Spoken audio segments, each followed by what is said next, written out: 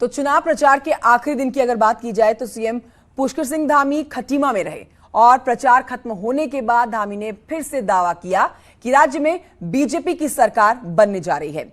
CM Pushkar Dhami के साथ news 18 ने एक्सक्लूसिव बातचीत की, देखिए। उत्तराखंड में चुनाव प्रचार थम चुका है। आज ठीक 2 दिन बाद जो मतदान होने हैं, 14 तारीख को फरवरी को यहाँ पर मतदान है और सीएम पुष्कर सिंह धामी की जो विधानसभा है, सबसे आखिरी विधानसभा 70 की विधानसभा है। सर, चुनाव फरवरी में हुए हैं, कई तरीके की चीज़ें रही हैं, मौसम, बारिश, कोविड, तो इस सब के बीच में क्या चैलेंज रहा कि किस तरीके से चुनाव को देख पाए? और क्योंकि आज प्रचार भी खत्म हो गया, 2 दिन बाद मतदान होना है। नहीं, देखिए चुनौती तो थी, क्योंकि पूरे चुनाव में चुनाव आयोग के भी दिशा निर्देश थे और कोरोना महामारी थी। इसमें हमारे लिए चुनाव के साथ साथ लोगों की जान माल की सुरक्षा भी पहली प्राथमिकता थी।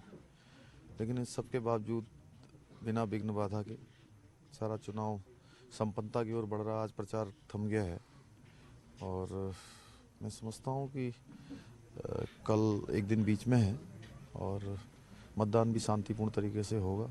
मौसम ने कितनी बाधाएं डाली हैं, क्योंकि चुनाव कैंपेनिंग बिल्कुल चरम पर था? नहीं, मौसम के कारण से कुछ हमारे कार्यक्रम स्थगित हुए, कुछ हमारे राष्ट्रीय नेताओं के कार्यक्रम भी स्थगित हुए और अंत समय में चूँकि हम प्रधानमंत्री जी के और भी कार्यक्रम चाहते थे, लेकिन उस समय में चुनाव आयोग की अनुमति नहीं थी।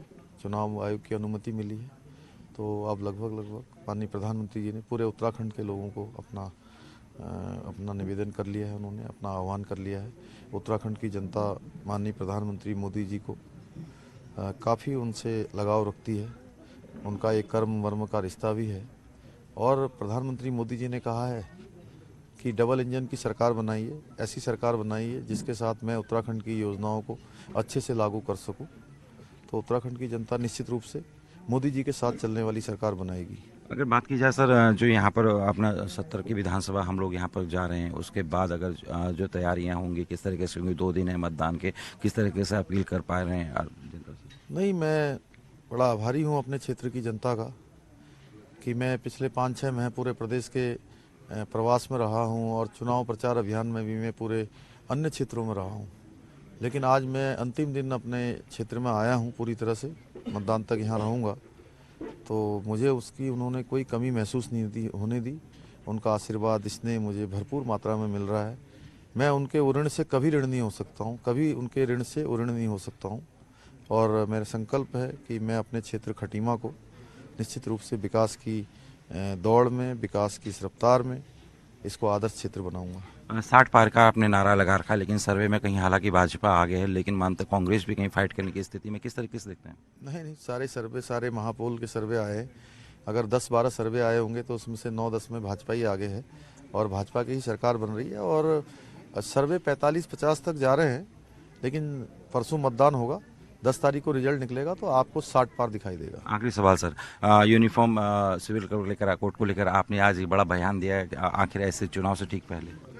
नहीं, देखिए, ये उत्तराखंड राज्य के लिए ज़रूरी है। हमारा राज्य 2 विदेशी हमारे 2 शायद पहला राज्य भी है जो अंतर्राष्ट्रीय सीमा से जुड़ा हुआ है और साथ ही साथ गंगा माँ का उद्गम स्थल यहाँ पर है, हमारी पवित्र देवभूमि है, देवस्थान है, यहाँ की आबो हवा शांत है, शांत प्रदेश है। इसलिए सबके साथ, सबका एक साथ एक जैसे नियम होने चाहिए, सबके लिए समान संहिता होनी चाहिए। उसको लेकर हमने ये संकल्प लिया है कि नई सरकार के गठन होते ही सारे हमारे जो विधि विशेषज्ञ हैं, बड़े जो है जो विभिन्न क्षेत्रों के ज्ञाता हैं, ऐसे सब लोगों के साथ मिलके, प्रबुद्ध जनों के साथ मिलके एक कमेटी बनाएंगे और वो कमेटी इसको यूनिफॉर्म सिविल कोड को ड्राफ्ट करेगी और ड्राफ्ट करने के बाद जो भी ड्राफ्ट बनाएगी हम उसको उत्तराखंड के अंदर लागू करेंगे। गोवा एक उदाहरण है हमारे सामने और इसके लिए बार बार माननीय उच्चतम न्यायालय ने भी बार बार सरकारों को निर्देशित किया है और इस पर नाराजगी भी व्यक्त की है।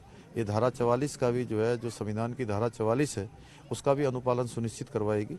इससे निश्चित रूप से एक समानता आएगी, सभी धर्म, सभी मजहब जो भी उत्तराखंड के रहने वाले हैं सबके लिए एक समान होगा।